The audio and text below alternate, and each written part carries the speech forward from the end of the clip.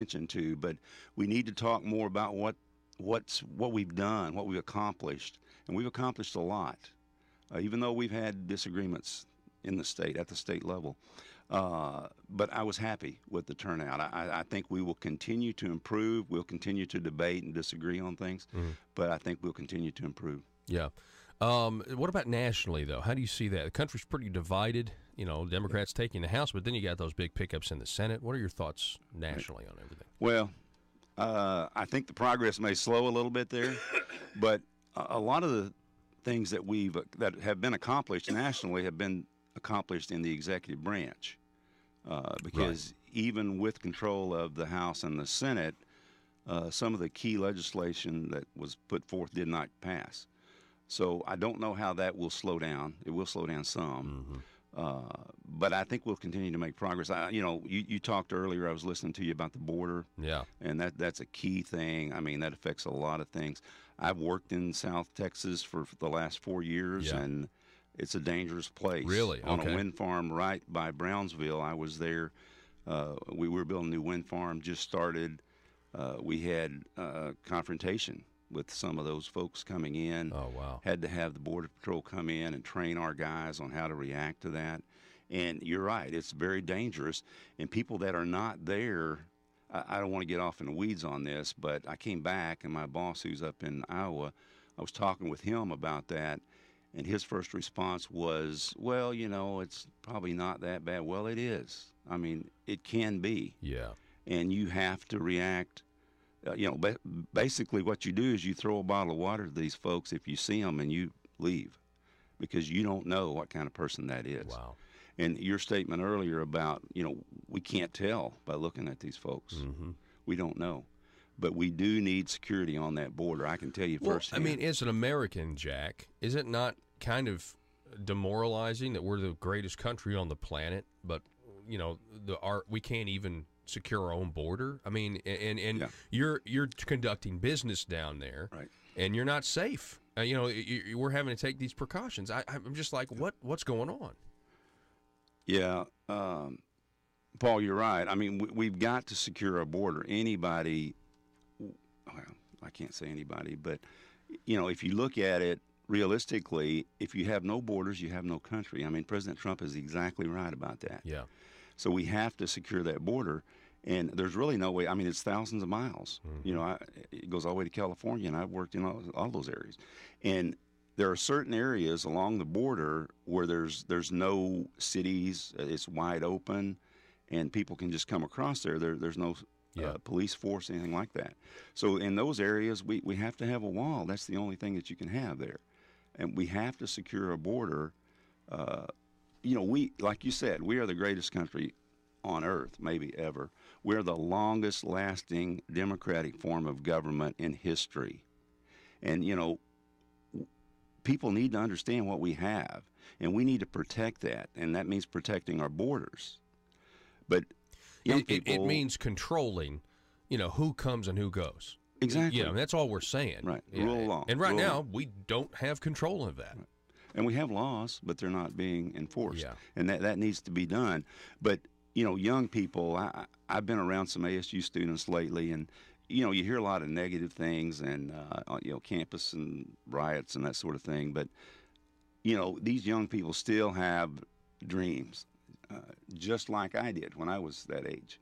And they, one young man was telling me what he's thinking about. He's a student at ASU, and he's a hard worker. And he said, I'm going to work. I'm going to get my degree. I'm going to work, make some money, put that together.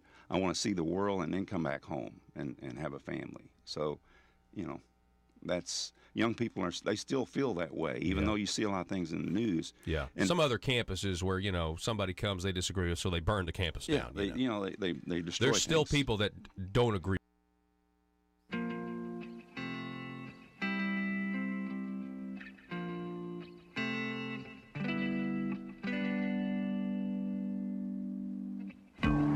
I think it's time we ask ourselves if we still know the freedoms that were intended for us by the Founding Fathers. They seem to be in full-scale retreat from spending cuts and are talking about raising people's taxes again. And I have only one thing to say to the tax increasers. Go ahead, make my day. If we lose freedom here, there's no place to escape to. This is the last stand on earth. Those who would trade our freedom for security have embarked on this downward course. Whether we believe in our capacity for self-government or whether we abandon the American Revolution and confess that a little intellectual elite in a far distant capital can plan our lives for us better than we can plan them ourselves. Conduit News Radio with Paul Harrell is on now. Yes, on this Tuesday before Thanksgiving break, as we have more examples for you of the Democrat Party's lurch towards full-blown socialism. And idiocy. Thank you, Joe. Welcome to the program. The telephone number, 870-275-9799. You can also sound off over on Facebook, facebook.com/Conduit News, as well as our YouTube channel. And please subscribe to the YouTube channel. Also, click the little bell to receive notifications. I have been coughing. I'm surprised I still have lungs left. I'm still under the weather. I think I have rounded the curve or whatever. I'm in the home stretch of beating this thing, but boy, it is rough. And I hear everybody's gotten some, form of bronchitis or something like that. But it is crazy. I haven't had a case of bronchitis this bad, and it's been a very, very, very long time. And for radio hosts, it's like one of the worst things that you can have. But so I hope nobody. I hope everybody is well over the Thanksgiving holidays. I hope nobody contracts this disease. We got a great show for you today. I want to talk at the top of the next hour. We're going to be talking to Hannah Webb. Remember Hannah? She's been on our Conservative Future segment before. I believe she's in the Northeast Arkansas area, so she's going to be here in studio. We're just going to talk about stuff, the news. She's a millennial, so it's always good to get a millennial's perspective, an actual millennial's perspective, as opposed to mine. It's really more like an Oregon Trail perspective, because I saw the technology go from analog to digital, know how to use analog stuff, know how to use digital stuff. Well, there's a lot of millennials that don't. A lot of millennials that don't know a world. They don't remember the Nokia Snake game on your Nokia brick phone. They don't remember the StarTech phone based on Captain Kirk's communicator. They don't remember the flip phones. They only know about, cell phones really as they are now. All right, so then at the bottom of the next hour, the caravan is still coming.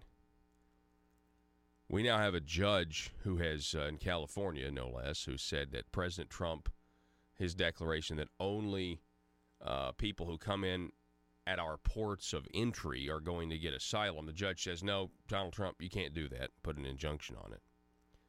So there's going to be more developments there. We'll be talking with Maria Espinoza again, the national director of the Remembrance Project, which honors and remembers Americans and legal residents who have been killed by illegal aliens. The whole premise is that it is a preventable crime.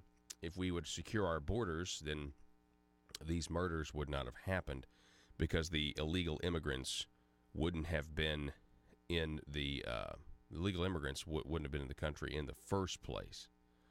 Joe, I got a text, somebody saying that they can't find the show. So if you'll just double check Facebook and see where we're at right now.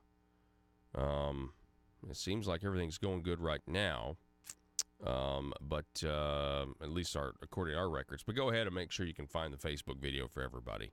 Sometimes there are internet interruptions. Sometimes that happens, and things have to reconnect in order for us to get everything going. So, in the meantime, listen to socialist Alexandria Ocasio-Cortez. She's talking about making sure they take the 3 chambers of Congress. All 3 chambers of Congress, you say. But she caught herself. It was just a slip of the tongue. She caught herself, corrected herself, and was still wrong. Listen to this. Listen to this real quick. This is socialist Alexandria Ocasio-Cortez. This is the future of the Democrat Party. And if we work, and if we work our butts off to make sure that we take back all three chambers of Congress, all three chambers of government, the presidency, the Senate, and the House in 2020, we can't start working in 2020. The presidency, what did they say? The presidency, the Senate, and the House. Those are all three chambers of government, all three branches of government. Do what? Yeah, okay, so we've been told, guys, that our Facebook Live is something's wrong with it, so apologies there. We're up on YouTube, though, I assume. That's still going strong. So, you can't tell the Facebook Live audience anything if the Facebook, for some reason, has decided not to work. So, anyway. But, yeah, that's socialist Alexandria Ocasio-Cortez.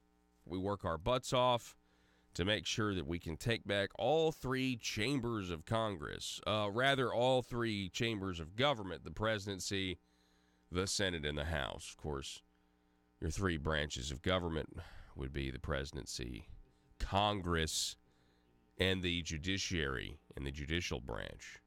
Those would be the three branches of government.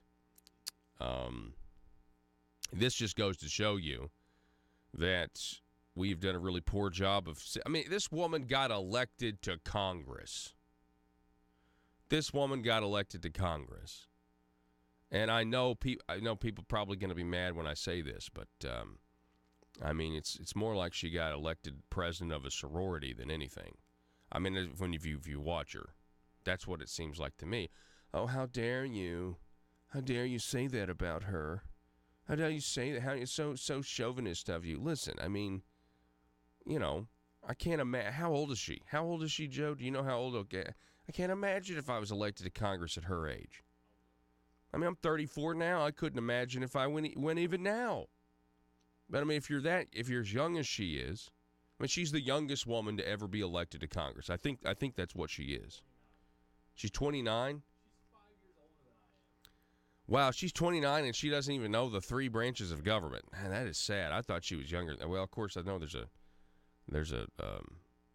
anyway, this whole thing is fascinating to watch. She's starting to get upset, this Alexandria Ocasio-Cortez. She's starting to get upset that everybody is actually listening to what she's saying and being critical of it. If we're going to be honest, if I was one of her constituents, I would be upset because she's my representation. Oh, yeah. The fact that she doesn't know that there are three branches of government. Anybody would need to be upset. And that the House and the Senate are one of those together. But see, facts don't matter to them. They actually would say, well, we need to abolish the Senate anyway. That's what they want to do, right? They're now making the argument, well, it doesn't make any sense that, Utah gets 2 senators and California only gets 2, and we have all of these more, we've got all these people over here. That's what they're now starting to say, that we need to abolish the Senate. And that's an attack on our constitutional republic. on our founding document. It's an attack against the genius of the founders who wanted to make sure that if the country did anything, there was broad consensus from the states, from your local communities, broad consensus, from the House, which is the more populist. And we've seen what the populist movement did. The Democrats just took the House. But listen, these people are socialists. And so a constitutional republic, you have to understand, gets in the way of socialism, which is democracy. True democracy, which is, one day, if they've got 51%, they can come take your kids, or, whatever the issue is. 51% say you shouldn't have kids, so that, you don't have kids anymore, or whatever, whatever the case may be. That one's just particularly haunting to me. Go ahead, Joe. I think their biggest problem is that, or the biggest problem with the Senate is specifically that in a two-party system, the Senate makes it easier, I guess, for the minority voices to be heard. No doubt. And that was important to the founders. Exactly. Period.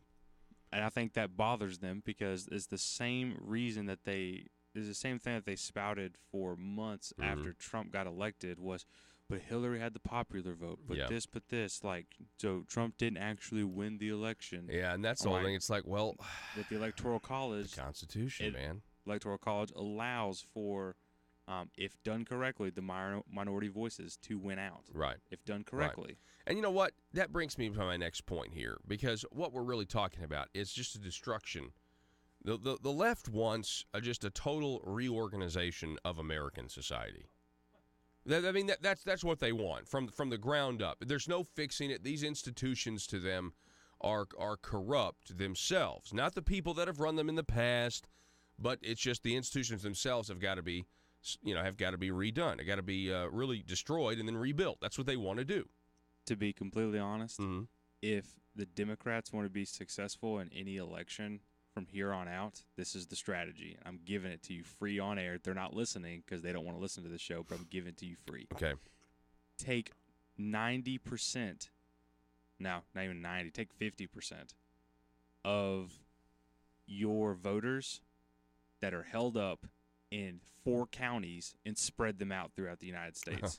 Boom, right there. There you go. That's how you do it. Yeah, there needs to be a migration. Exactly, because there are 10+ million people living in L.A. County, and probably 90% of them, I would say, would be left-leaning. Oh, yeah.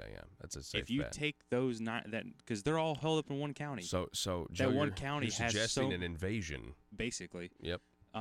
That one little county with 10 million people, those 10 million people, their votes are all going to, like, this is a guarantee. I mean, when you look at how many votes did President Trump win the popular vote in Wisconsin?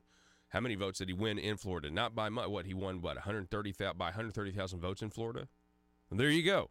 There, you're exactly right, Joe. That's terrifying. Okay. Don't just hush. Don't say anymore. I don't want them to listen. That's why I feel comfortable saying this, because none of them are listening to this program. But in terms of reorganizing in all of society. Kirsten Powers, I am so disappointed. Like this, I know she's a leftist. I get it. But Justin Caruso over at Breitbart has Kirsten Powers, liberal on CNN, doubling down after she called white women who support President Trump racist, declaring that all whites, she went on to say, all whites, including herself, have to examine their own racist assumptions and white privilege. Okay, so my question to Kirsten, I'm going to entertain this idiocy. My question to Kirsten would be, okay, at what level do I have to examine my white privilege until people will shut up about it? And the answer is, there is, I don't think people would shut up about it until I killed myself. Until white people said, you know what, my privilege is just so it's too much. I got to end it all in order to be fair to the people who are alive now that my ancestors trampled on, that my ancestors stepped on in order to get where they are economically and financially. I just am going to have to end it all. And I think there'd be a certain section of the population to be fine with that at this point, because I think there's real hatred going on out there. Again, it's against this idea of white people, white privilege, but it's about every single institution that is set up in our government. They want to completely abolish it. It's important to understand this. It's very important to understand this. I honestly think that there is no appeasing them. That's what I'm trying to say here. There is no level of reflection at this point that a white person could have, assuming this white privilege thing, just give them the benefit of the doubt. There's no level of white privilege reflection that's going to satisfy the other side, because it's all about division. I'll give you an example. You ready for the example? Okay. Ripping down Civil War memorials. Okay. Let's do it. Now, I'm just playing the devil's advocate. Okay, let's do it. All right. Are we good now? No, we're not good. Why? Well, you see that star on the Arkansas flag? That star stands for the Confederacy. So we're going to need to take that. We're going to need to change that something. Oh, okay. You know what? You're right. I'm ashamed. I'm ashamed that our ancestors made that particular star in the Arkansas flag stand for the Confederacy. Okay. And by the way, they're going to try to do this back. Somebody will try to do this in the next session. Okay, all right. Okay, so we got rid of the monuments, got rid of the star. Are we good now? Can we go and can we live in harmony now? No, we can't. And there'll be something else, and there'll be something else, and there'll be something else, and then it'll be like, you know what? You need to give away all your possessions. You live in a better house than I do, and you're white. You need to give away those possessions to minorities. I mean, my point is, I might actually entertain this idea of white privilege, folks, if there would just be an agreement as to what level, so that we can move on and shut up about it. I might actually entertain it, just like I might actually entertain the idea of climate change and global warming, man-made global warming, if I could get the other side to tell me at what temperature does it have to be for you to shut up about it? Just tell me this measurement needs to be here, this measurement needs to be here, CO2 levels here, and then we have perfect balance, and the planet is okay. Well, okay, tell me those numbers, and let's think about it. But they can't even do that, because it's this perpetual problem that nobody ever solves. Getting rid of the Civil War memorials across the country, ripping down statues of Robert E. Lee doesn't solve racial disagreements. Racial disagreements are still going on. Imagine that. And by the way, I predict they'll try to come after the Civil War monument that's on the grounds of the Capitol in Little Rock. I predict there'll be somebody that'll try to get rid of that. Because you see, in Arkansas, the Republicans and Democrats, they decided to separate Robert E. Lee Day from Martin Luther King Jr. Day in Arkansas last year, or 2 years ago. Guess what? That's not enough, because now they want the star on the flag that represents the Confederacy, because it's offensive, because history is offensive. Yeah, most people don't even know that star represents the Confederacy, or that the other stars represent the other governments Arkansas has been a part of, like the French government, and I believe one is to Native America, or maybe that's what they want to change the Confederacy to. I can't remember. Actually, we'll get that information for you. We'll pull up the Arkansas flag and which stars mean what. We're going to take a break, though. We're going to reset.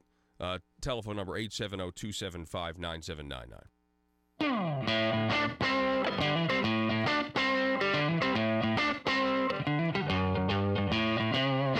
With that. Right. Philosophy. They still believe in the American way. They still do. There's a lot of people that do. They just don't get coverage, Yeah.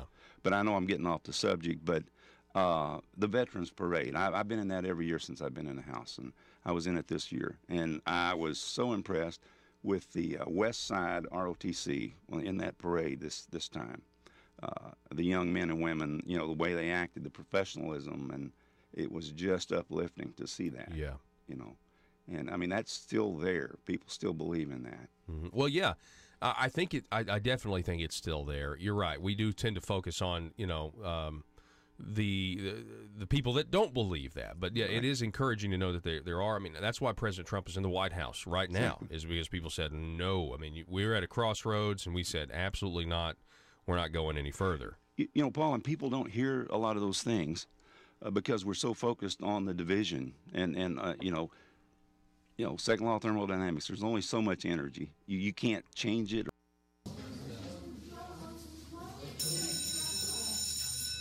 Good morning. Good morning. Congratulations, you have made it to the Bureau of Carefully Crafted Language, where we strive to offer politicians the very best in ambiguously specific language, the purpose of which is to allow our politician bosses to grow government and keep their constituents in the dark. This yields two beneficial outcomes. First, the government-growing politicians stay in office. And second, we at the Bureau of Carefully Crafted Language get to remain in the shadows and get to keep our jobs. Now, it's time for technocrat training drills. Johnny? Yes? A politician wants to use the healthcare system to punish those who have and redistribute their wealth. What is the appropriate language to use in this situation to make an unpopular idea acceptable to the public? I would emphasize that these ideas would make their health care more affordable and make sure the public understands if they already have adequate health care, nothing will change for them. Very good, Johnny. Much progress since last time. Next up, let's have Susie.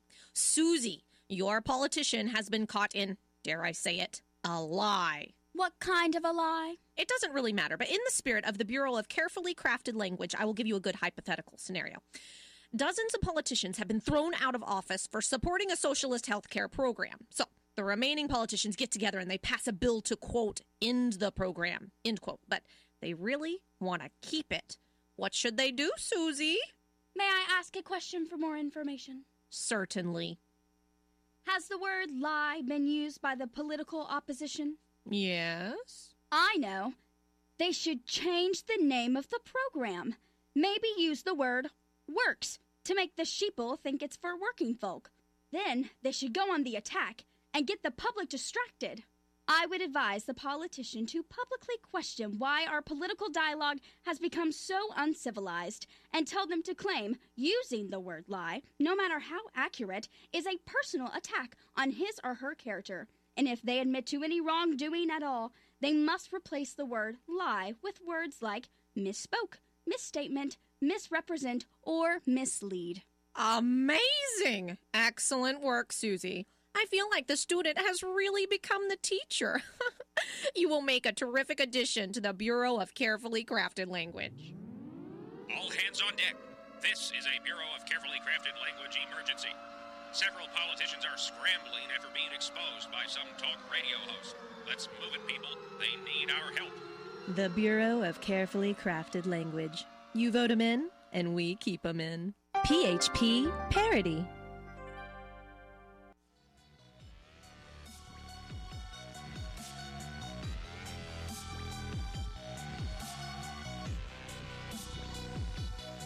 Need your daily news fix? Don't forget to tune in to Conduit News Radio with Paul Harrell.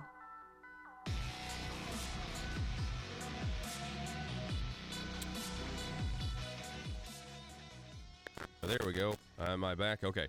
All right, folks, welcome back to the program. Yeah, things are going good over at the YouTube channel today. A lot of people from Facebook making their way over. We appreciate that. Sorry about We're not really sure what the technical difficulty is yet as to why the Facebook didn't go, but we did everything the same and that we normally do. So, so the Arkansas flag, just to remind you, the Arkansas flag, you got 4 stars. You got 3 at the bottom, 1 at the top. And 3 at the bottom represents Spain, France, and the United States. The 1 at the top represents the Confederacy, and this drives the left nuts. So they're going to want to come after, like, they already have. Got to separate that Robert E. Lee from Martin Luther King, right? Because history is offensive. Okay, all right, now next let's go after the statues because that's offensive. Okay, now let's go after the star. It never stops, and it's the same thing. And again, it's the same thing, the left's mentality when it comes to exactly what Kirsten Powers said. Listen to what she actually said. For those upset about my comments about racism and Trump supporters, meaning that if you're a white woman and you support Trump, you're racist. I also said that all white people, not just Trump supporters, need to examine their own racist assumptions / white privilege that are the result of living in a society that privileges white people. That includes me. Wow. I mean, as if it makes it better. She's making it worse. I mean, this is a statement trying to clarify her position that if you're a white woman and you support Trump, that you're racist. And then she's like, but I'm not just talking. I mean, everybody's potentially racist. Everybody's potentially a bigot. If the color of your skin is white or Caucasian, you're a bigot. And unless you are self-deprecating, unless you say, you know what? Oh my gosh, I was born white. And I feel so terrible because of the things that happened in the past, because there was actual discrimination in our legal code back then, and now there's not. Now we actually do have equality of opportunity in the law. It's not enough. Apparently, it's now we gotta go further.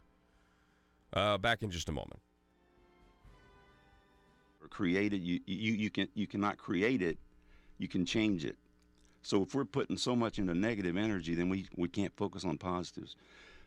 As an example, you probably know this, but it's not in the news that much. When I ran for office, you may remember one of my goals was to get us out of the bottom 10 into the top 10 in any category that I can. and I feel I was a part of this, but it was something that we did as a state. Paul, we used to be in the mid-40s in income growth. Last quarter, we were 6th in the country. Wow. Arkansas was number 6. Did you hear that in the news? I didn't hear that at all. No. It was in the news a little bit. But I say this every time I go somewhere because most people don't know it. We went from 45th to 6th in income growth. And over what period of time? That was a quarter. Okay. That was third quarter last year. Oh, okay. That's only a quarter, right. Okay, per capita income, we're still down there. But, hey, if we're growing the 6th fastest income in the country, we're going to be climbing out of those 40s. Yep. We may already be out of that. I don't know. But that's a very positive thing. Yeah. And it's not, you hear more about riots and burning stuff than you do about that. Yeah. Right? Yeah. That's a very good point there. We're talking with State Representative Jack Ladyman. Your district, tell us your district again. District 59. 59, and where is that? That's basically northwest Craighead County, including West Jonesboro, Bono, Cache, Egypt. Okay. All right, so the session is coming up. We got a lot of people talking about the gas tax and other things. What are your thoughts on this upcoming session? Yeah, I'd like to talk about the tax. I mean, this session, I think, is not going to be as contentious maybe as the last session. I think we'll get more agreement on a lot of things. But taxes is probably going to be number one. There's some things that we have to address. And I have not voted, since I've been in the House, I've not voted for a tax increase. I even voted against the veterans, their reduction in income tax because we had a clean bill that had no tax increases in it sitting on the table that Bob Ballinger and I had worked on. Yeah. And it was Bob's bill, and I was a co-sponsor on it, but we could have brought that bill forward without the tax increases. Yeah. So I'm not for tax increases. But I did not sign a document that said I wouldn't vote for one because I've been a mayor, and I know there are times when you may have to do that. The road program is going to be one of the critical issues in this session. We do have to address roads. I'm on the National Council of State Legislative Committee with other state legislators for infrastructure and energy. Without roads, without good transportation, we can't bring industry here. People will not come here. You have to have two things. You have to have low energy cost. You have to have transportation systems. We have got to have that.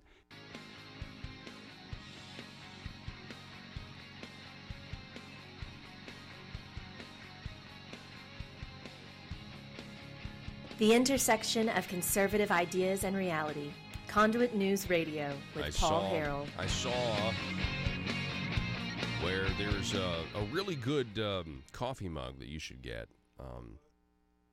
Well, there's actually one, in Arkansas or the South in general, and we've said this many, many times. If you criticize someone, it's not a real criticism. Really, you could be quite ugly. As long as you end your criticism or begin before you criticize with the phrase, bless his heart or bless her heart, If you say that, she's kind of not a very nice person, bless her heart. That's okay, apparently. That's just the way it is. So there's a nice mug. You can go shop Conduit News at conduitnews.com, click on store, and you can find the the Conduit News Bless Your Heart coffee mug. I would encourage you to do that. The whiteboard for the rest of the week, which is a short week, it's only another day, is it just says thankful. So I want you to think about things that you're thankful for. And tomorrow on the program, we're going to go over some of the things that, let's just say George Washington thought he was thankful for. Some of the things that Abraham Lincoln thought he was thankful for. And we're going to compare those. You realize Abraham Lincoln wrote a Thanksgiving Day address in the middle of a civil war one time and was still thankful because God was God. God was in heaven, and he knew it. And so very, very interesting writings. We'll talk about those tomorrow. Phone number, 870-275-9799 if you want to call or text, 870-275-9799. So Jim Acosta, there was real confusion yesterday because there were reports that started coming out that they were going to re-ban Jim Acosta's press pass after the White House set up rules, procedures, decorum standards for press conferences. And then they pulled back on that and said, no. But we will kick you out if you violate these in the future. Well, so I was preparing to talk about this, and I mentioned it yesterday, and I wanted to remind you specifically, all this talk about Donald Trump attacking the press. Dan Crenshaw, the guy who's got one eye, the congressman, he was on CBS Face the Nation. He said, hang on, let's not use the word attack. I've actually been attacked, okay? So let's be careful with our words here. How is Donald Trump undermining the freedom of the press? How is he undermining the freedom of the press? And they say, well, he's banning Jim Acosta. And he's like, no. Wait a second. That's one reporter. He's not banning the news organization. He's banning the one reporter who is a bad employee of that news organization, is essentially his point. Donald Trump's not attacking the freedom of the press. The press is perfectly free. Well, he's calling us fake news and the enemy of the American people. Well, that's not attacking the First Amendment right of the press. That's calling you guys out for exactly what 80% of the news media is, which is fake news with an agenda that intentionally deceives the people it purports to serve. It is that's exactly what the news media does most of the time. They despise you. They think that you must be given the carefully crafted language because you are too stupid to live your own life and make your decisions based on the information, because you need to be governed by elites.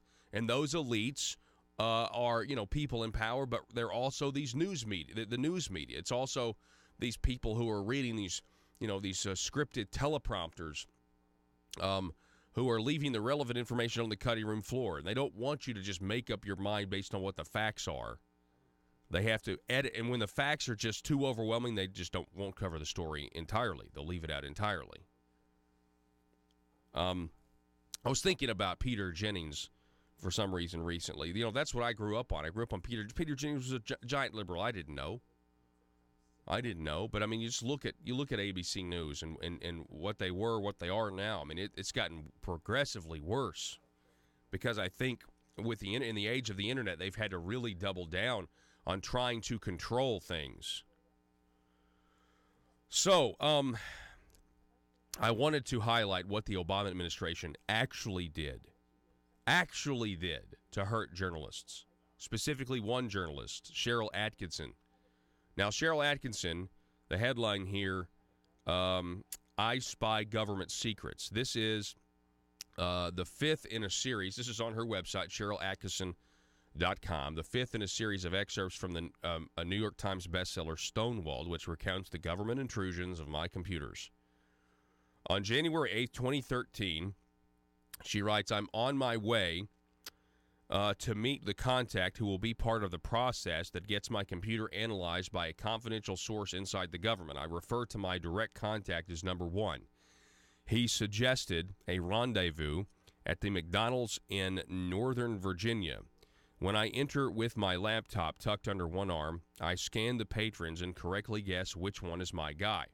I slip into his booth and we shake hands across the table. No need for formal introductions. After a little small talk, he addresses the issue at hand. He's a matter-of-fact kind of guy. I'll tell you one thing. People would be shocked to know what this administration is doing in terms of spying on the American public, he said. That's uncannily close to what Jeff had said to me just a few weeks before, and the two men don't know each other. Both are connected to government three-letter agencies.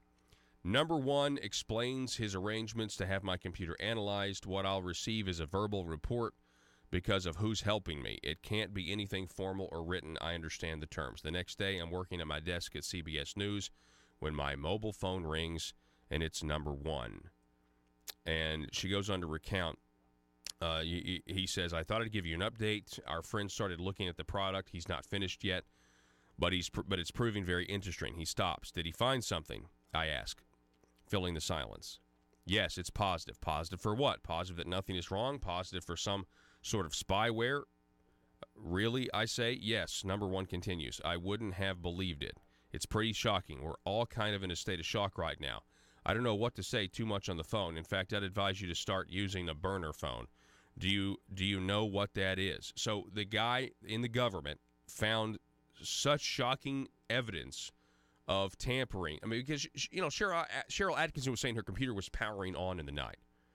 Goes on, I do, the kind of phone that drug dealers and terrorists use so they can't easily be followed. He says I should use burner phones and switch them out frequently, at least once every month, and don't use them for my house. I'll be able to give you more information tomorrow, he says. We meet at the same place. We settle into a McDonald's booth and look around. For what? I don't know, but we look. Number one hands me my laptop and a piece of paper containing some typed notes. For both of us, our worldview has changed a little bit. First, let me begin by saying again, I'm shocked, flabbergasted. All of us are. This is outrageous, worse than anything Nixon ever did. I wouldn't have believed something like this could happen in the United States of America, says this government source to Cheryl Atkinson. The book goes on. He's impassioned. My attention level escalates. My attention level escalates. Just 2 days ago, I'd been fully prepared to be told there was nothing suspicious in my computer, or maybe that all the evidence was gone. I might be told the idea of the computer being tapped was the stuff of science fiction or an Orwellian novel. I never thought I'd be hearing what I heard. This is just an excerpt of Cheryl Atkinson's book, Stonewalled. Matter of fact, she's filed a big lawsuit. And there's actually a GoFundMe page for her. Now I want you to understand something. Christine Blasey Ford, the phony accuser of Brett Kavanaugh, she gets, $1 million or something crazy, or $500,000. I don't know what it was, but it was a lot of money, GoFundMe, because you got to believe all women, right? Well, Cheryl Atkinson, female journalist. You don't hear the left upset that this is, a female journalist. She's a woman. She's a journalist. Well, the Obama administration spied on her because she was close to scandals, and she had already reported on one negatively. So she's trying to raise $400,000, or somebody on GoFundMe is trying to raise it for her. She's only raised $45,000. But I mean, if you read this, the GoFundMe, we, the undersigned, ask that you contribute today to this pro bono GoFundMe effort to help the 5-time Emmy Award-winning investigative journalist Cheryl Atkinson finance her landmark lawsuit against the Department of Justice for the spying on her computers after she reported honestly but negatively about the federal government and the past presidential administration. Cheryl, as many of you know, is now the host of the Sunday TV news program Full Measure. The hacking of her home computer and work computers occurred when she reported for CBS News. Among other recognition she received in 2013, the Edward R. Murrow Award for investigative reporting. Anyway, it goes on. And you can see there are excerpts here from CBS News reporting from the Daily Caller. To date, 5 independent forensic exams have uncovered various aspects of unauthorized remote surveillance of her computers. Now I just wanted to point this out for all of you people. And you're probably hearing some people at your workplace that buy into the liberal media. You can always tell, when somebody's getting their news source from CNN or MSNBC. Jim Acosta, Donald Trump's attack on the press. No. Jim Acosta put his hands on that woman. It was not a doctored video the way you would, the way doctored meaning then you edited it out or you made it look like something that there was there that wasn't there. That's not at all what it was. He did put his hands on that woman. He's a lousy employee. He's a lousy journalist. He has no business being in the White House press room. Donald Trump's not attacking the freedom of the press. Barack Obama was attacking the freedom of the press. Barack Obama weaponized these intelligence agencies against his own people. Barack Obama and Hillary Clinton paid for a phony dossier in order to start a phony investigation on Russia and Trump collusion as an insurance policy, as was said in text messages between FBI agents Peter Strzok and Lisa Page. That's what we had in the last administration. They were actually weaponizing the government against their political enemies. That is what we have an example of what it actually looks like. Nobody cares. Nobody cares. These are the real issues. Jim Acosta is a clown in a sideshow. The telephone number is 870-275-9799. Coming up at the top of the hour, we'll be talking with Hannah Webb. We'll be back on the program. Always good to talk to her and get a millennial's perspective on things. We have an interesting. You understand, people over in France are. Well, some people say the people in France are rioting. Some people say that the people in France are protesting. What are they protesting? Their gas taxes. We talked a little bit about the gas tax the other day. Headline here, French protesters block access to 3 oil depots amid growing anger over fuel taxes. Demonstrators take to the streets to voice anger over Emmanuel Macron's economic reforms. Tens of thousands of French protesters have blocked access to 3 oil depots to protest about higher fuel taxes. Isn't that interesting? Man, and there's a lot of people. There's a lot of people in these photos. So the people in France are tired of being taxed on their gas. And the price of diesel at the pump has increased about 20 cents, or 20% is what it says, 20% in the past year. Some of the increase is due to rising global oil prices earlier in the year, but Mr. Macron has also raised hydrocarbon tax this year by 7.6 cents per liter on diesel fuel and 3.9 cents on petrol. Have you ever actually looked at what the average gas prices are in other countries like Europe? Just in Europe in general, it's like $7 a gallon. That's what it works out to. And some days it's $9 a gallon. I mean, they make it ridiculously expensive over there to drive. Anyway, we're going to take a break. We're going to reset. Sound off on the YouTube channel. We're up and going. Go to YouTube. Use this as an excuse to go to the YouTube channel and subscribe and click the little bell to receive notifications. Back in a minute.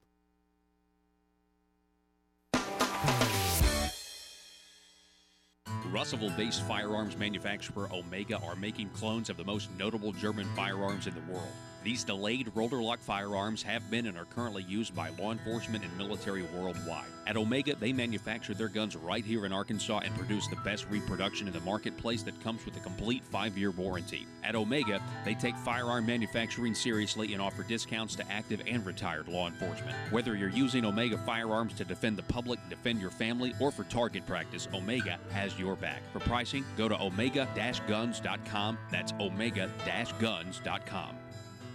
If you're like me, you believe that small business is the heart of Arkansas's economic engine, and it should be viewed that way by the politicians in Little Rock.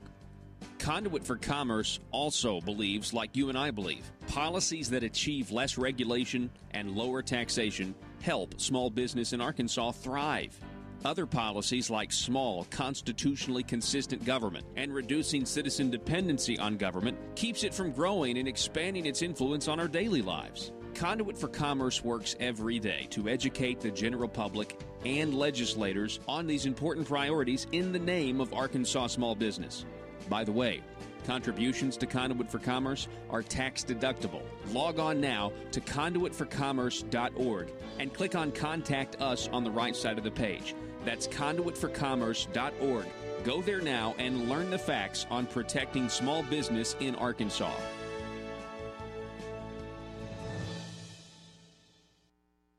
If we want to continue to grow our manufacturing, our industrial base, which we need to, and we are growing that, and I think it'll grow more in the coming years, but infrastructure, highways is very, very important for that. Yeah. And we know that we have roads that need to be repaired. We need new roads. One of the things that I talk to people about every time I get a chance is extending the 4-lane from Walnut Ridge to Poplar Bluff, Missouri. So we get a 4-lane road through here. 412 going east and west. There's money available. They're working on that now. I think with the 412 there was a resolution passed in the Senate last session. I believe it was State Representative Nella Speaks in the House and Scott Flippo in the Senate, trying to say, hey, listen, we'd like some federal funds to try to connect Fayetteville and Jonesboro. Yes, and they're from Mountain Home, which needs that road terribly. Yeah. Both of those individuals are from Mountain Home. But we need to connect with Fayetteville across the northeast corner to continue to grow our roads. So obviously there's a need. Exposing the truth and everything the Marble Palace establishment keep trying to cover up. It's Conduit News Radio with Paul Harrell.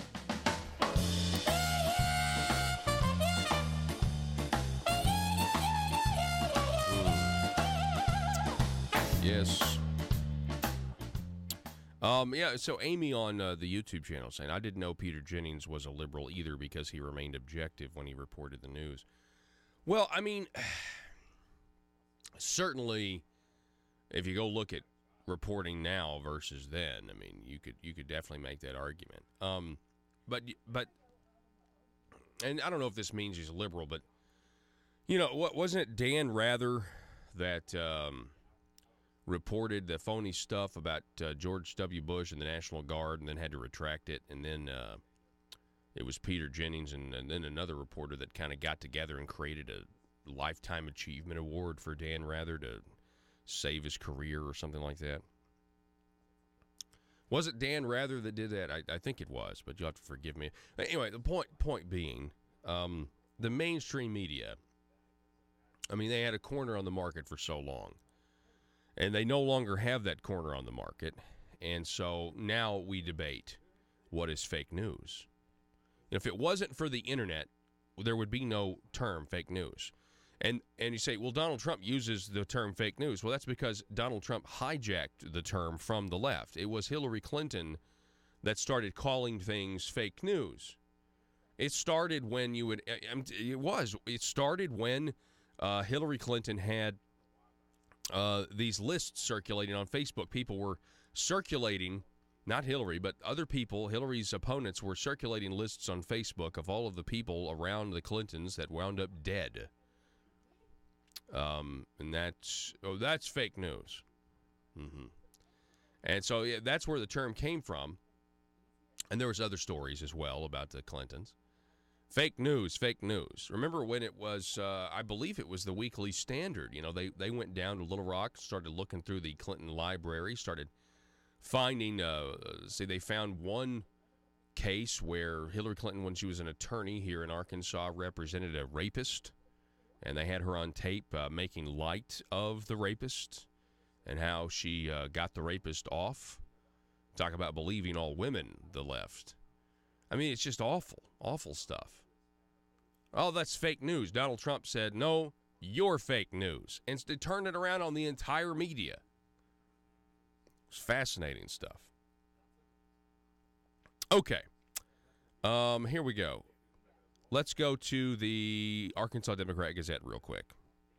So a couple weeks ago, I think it was last week, we had State Representative Stephen Meeks on the program. And Josh Snyder writes about a little bit of a scandal. Well, it's just Stephen Meeks decided to tweet something about being poor in America. And the left has had a meltdown. Not only just the left, but George Takei, George Takei, the Solo, Captain Solo. Stephen Meeks said this: being poor in America is a personal choice unless there are mitigating circumstances. A homeless man can go to school, get a job driving a truck, making $70,000 per year, and in 20 years become a millionaire. In America, you can work hard and change your future if you choose. So this made a lot of people mad.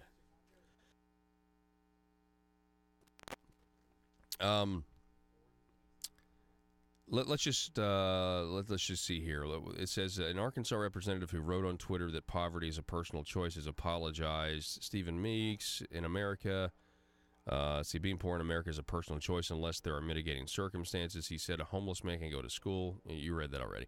In an interview, Meeks, a four-term legislator who is also a Papa John's pizza delivery driver, said he originally wrote the tweet in response to a woman who said she was poor because of the government. Quote, I understand that there can be situations where there's health issues, addiction, family circumstances, things like that, he said. But I also know from personal experience that someone in poverty can change that and change their life. Meeks ultimately deleted the post after receiving thousands of replies in response. Meeks said he deleted it because things were getting out of hand. A lot of those responses were negative. Unfortunately, people took the intent and twisted it. That's what the left does, State Representative Meeks. Blake Rutherford, an Arkansas native and political commentator who served as advisor to 3 attorneys general, tweeted that Meeks has no business serving in the legislature. Jesse Gibson, president of the Arkansas Trial Lawyers Association and chair of Little Rock Parks and Recreation, wrote that Meeks' tweet was the most tone-deaf, insensitive, and clueless statement imaginable. Really? Really, Jesse? Imaginable? It's the most tone-deaf imaginable. You can't imagine anything else. After, then you got actor George Takei, who has more than 2.8 million followers on Twitter, also weighed in, calling Meeks a completely moronic and out-of-touch representative. Man, they really don't want... I mean, all Stephen Meeks was saying... First of all, let's just point out the fact that Stephen Meeks is a state representative, and he's also a pizza delivery person on the side to make extra money. Now, does that tweet sound like somebody that's got a little bit of a different attitude about work and work ethic than maybe your average person? I would say so. I think it's a good thing that Stephen Meeks decides, you know what, I am going to be a legislator, and also to make money on the side, I'll deliver pizzas. Why not? I'll deliver pizzas. You know, there's a lot of people out there that even thinking about that be like, I'm not going to do that. I'm not going to deliver pizza. That's like, I'm not. Well, I mean, what's your disposition, right? Do you have a humble disposition? You're somewhere on that humility scale, right? Being a pizza delivery, a pizza delivery boy. I mean, because that's why, right? Because you think of boys. You think of young men who would do that. Not grown men who would do that, but not Stephen Meeks. So I think people need to think of the context here about the work ethic that some people have and some people don't have. I don't understand. I mean, I understand the left's going to melt down because they're all snowflakes. They're snowflakes. You suggest that somebody is poor and maybe they can change their circumstances if they work a little harder? Can't say that to people anymore. Now, sure, maybe it could have been worded a different way, but in the age of Trump, don't we say that every news cycle, every 24 hours? Well, Donald Trump could have said that differently, but, I mean, come on, who cares? Who cares? It's ridiculous. People need to get a life. People need to understand that other people have different points of view and different opinions. Billy Fleming, an Arkansas native and former member of the White House Domestic Policy Council, wrote that the wording wasn't the problem. The sentiment that poor people are poor because they're somehow defective was. See, this is the left that wants constant stream of welfare. This is a left that completely rejects Benjamin Franklin, who said that the poor must be uncomfortable in their poverty because it gives them an incentive to get out of it. Again, the original tweet was, being poor in America is a personal choice unless there are mitigating circumstances. Okay? You truly can't help yourself. You're disabled. You're not able to work, right? You have a mental disability. Something like that.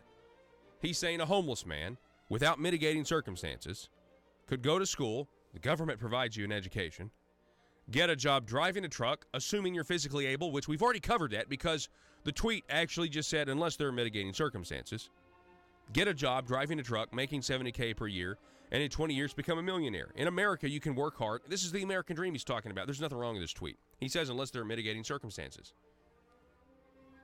Now, you know what one of those mitigating circumstances might be? Work ethic. How does a government program change somebody's heart or will and make them want to go out and work? If they've had, in generations, or they've been raised seeing other members of their family turning 18 and immediately going and getting a check. Back in a minute. The news and talk of Northeast Arkansas. This is News Talk 101.3 FM and 12:30 AM KBTM Jonesboro, an EAB radio station. I mean, and that's the thing with, there's always a need. Right. We can always, try to make things better and everything else. But how do we balance that with the taxpayers who are already, paying money to have this done? We raised the taxes in 2012. You can imagine the taxpayers' fatigue on this. Right. We want good roads. I mean, I'll complain about them all day long, and I think everybody will complain about them. But I don't want to pay any more taxes because I think we're already giving the government a whole lot of money.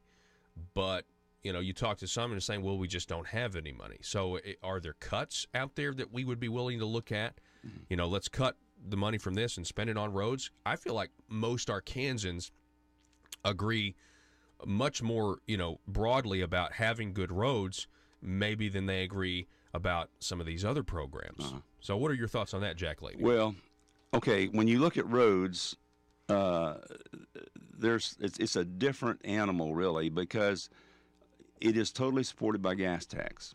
Okay, what's happened in the gasoline market or the transportation system? Cars have become more efficient. Yes. We have electric cars. A lot of things have happened that reduces the amount of income from a gas tax, right? The other thing is that the gas tax is not tied to inflation.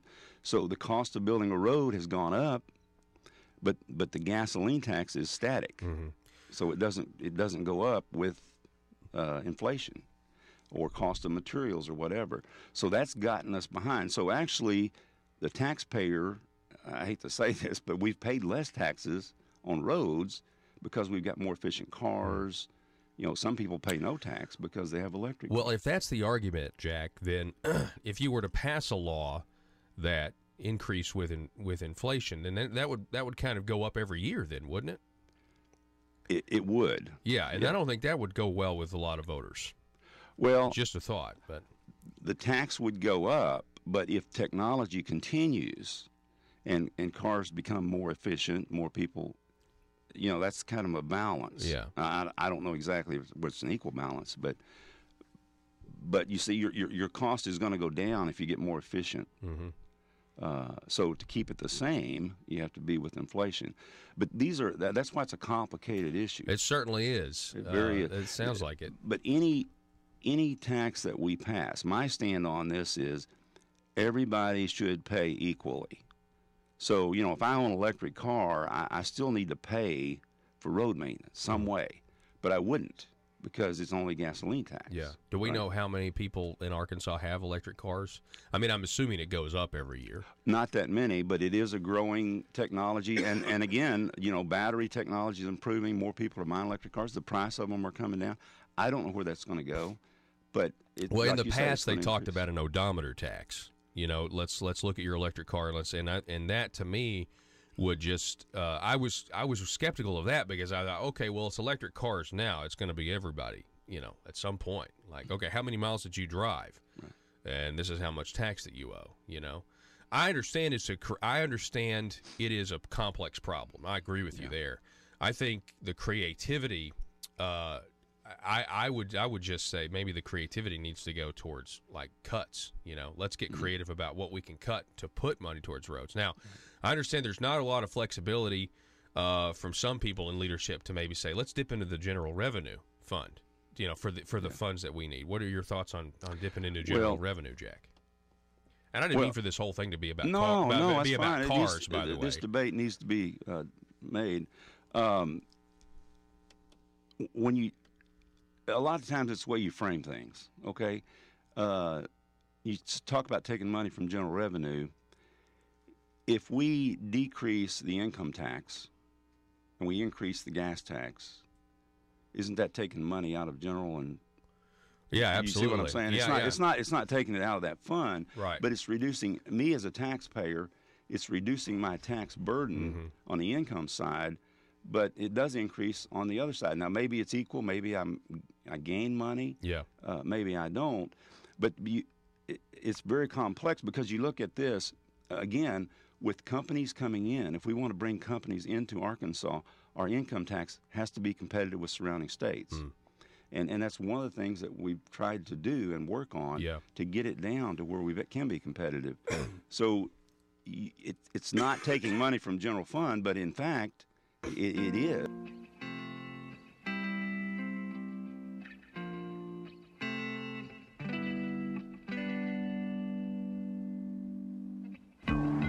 I think it's time we ask ourselves if we still know the freedoms that were intended for us by the Founding Fathers. They seem to be in full-scale retreat from spending cuts and are talking about raising people's taxes again. And I have only one thing to say to the tax increasers. Go ahead, make my day. If we lose freedom here, there's no place to escape to. This is the last stand on earth. Those who would trade our freedom for security have embarked on this downward course. Whether we believe in our capacity for self-government or whether we abandon the American Revolution and confess that a little intellectual elite in a far distant capital can plan our lives for us better than we can plan them ourselves. Conduit News Radio with Paul Harrell is on now. All right, ladies and gentlemen, welcome. It is hour number 2. And you have found the intersection of conservative ideas and reality, where we are building a liberty machine here in studio. Welcome back. We've got Ms. Hannah Webb is with us. Hannah, welcome. Thank you. It's always good to be here. Always good to have you.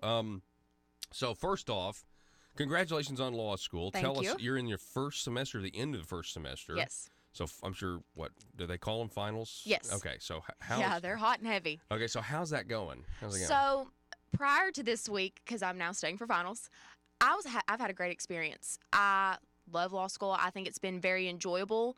The workload is super intense, and that's the biggest change.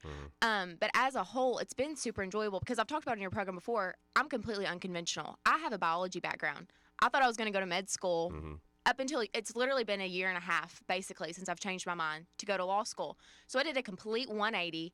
I jumped into law school completely blind, had no idea what I was walking into, and I have loved it, thoroughly enjoyed it.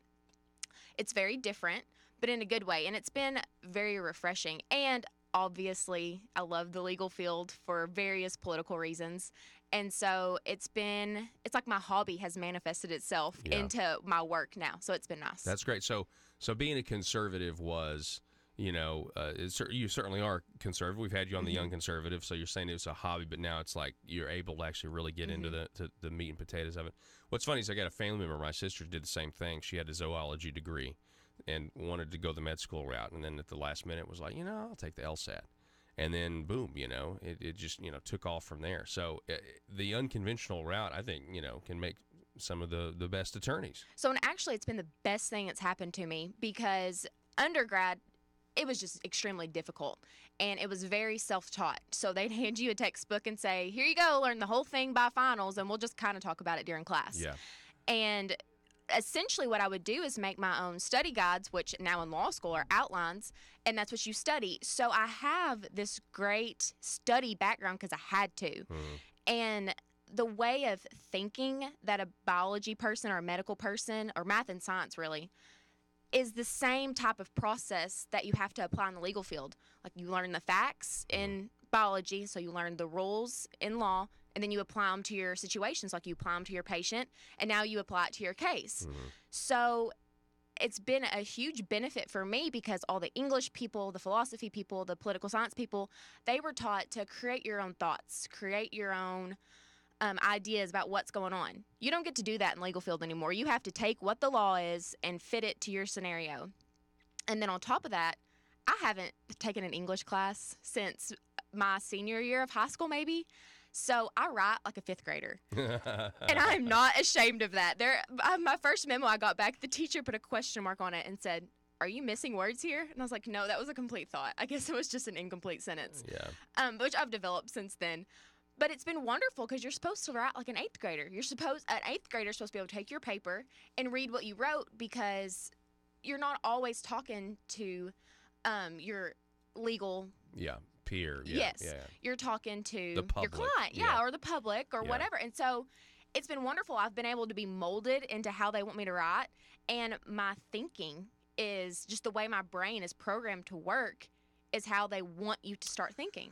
Now, I was talking to you during the break. We're talking with Hannah Webb. As far as this idea of indoctrination, I know you're only in your first semester, but you don't feel that way at all, right? You feel very free, right? I really don't. So I've talked about on your show before, my undergrad was terrible, especially as a biology major. I was shocked how indoctrinated it was.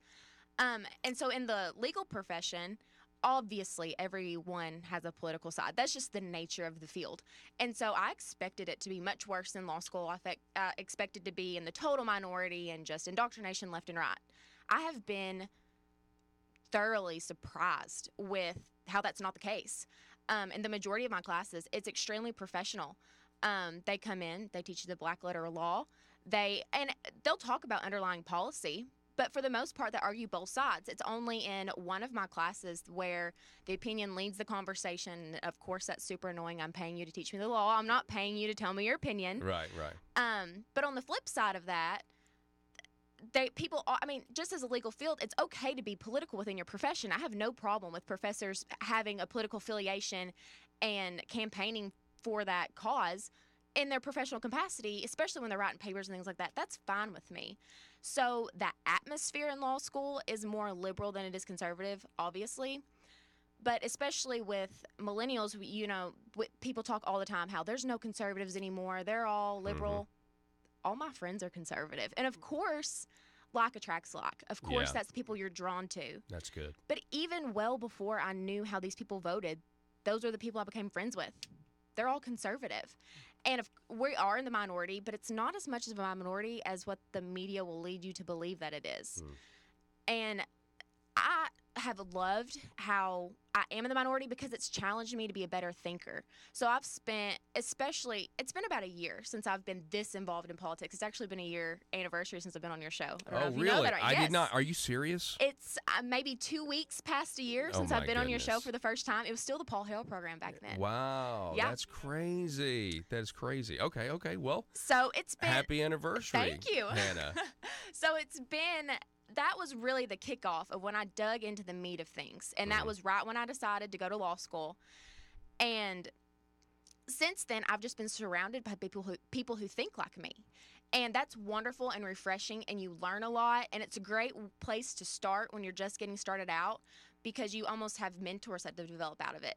But now I'm at the place in life where I need to be challenged, and somebody needs to push me on my ideas so that I strengthen in them, or it's never, ever a bad thing to understand how the other side thinks and why they think it. That's exactly right. So that's been a wonderful thing about law school. My favorite professor that I have, he is a wonderful teacher. He may be the best teacher I've ever had in my life. He is as liberal as I am conservative. We have the best conversations, and I respect him so much because every conversation we have, he tells me what he thinks and then all the factual reasons why. Yeah. I respect that all day long, and it challenges me to dig into the meat of what I believe and why I believe it. Yeah, it sounds like some civil debates are going on, and that's really good. Now that's different than saying, what happens at Berkeley when a conservative speaker shows up and they burn the campus down. So that's refreshing. What were your thoughts? What are your thoughts about that? But what are your thoughts about the midterms and everything? How everything shook out? What's your political thought as a millennial? Let's get the. So interesting about a millennial. Me and Joe were just talking about this. I'm almost a Generation Z. Which is what? Which is what? Know. What is that? I don't know. So both the Generation Z, the cap is the mid 1990s. Okay. And the start of millennials is the mid 1990s. I was born in 1995. Wow. Put me in whatever category it's you want. want. It's like the year Jurassic Park came out and TLC had the music video "Don't Go Chasing Waterfalls." I'm serious. That's how old I am. But that is wild. That would be. Anyway, go ahead. So Sorry. I fit into one of those categories. I'm old. And Joe, you can if you go fact check this and I'm wrong, blame Joe. He said that Generation Z has been the most conservative little niche of all the generations that have come up. Really? So that may explain a lot about myself. Who knows? Yeah. The midterms didn't shock me. I did think federally, I knew we'd take the Senate and flip seats. I knew we'd do that. I really thought we'd hold the House, so I'm very disappointed that we didn't. I did too. Larry Schweikert thought that as well. Matter of fact, right after Larry Schweikert was on this program, Rush Limbaugh gave him a shout out. That was fascinating. That's awesome. Yeah, because Limbaugh was looking at his same analytics and data as well.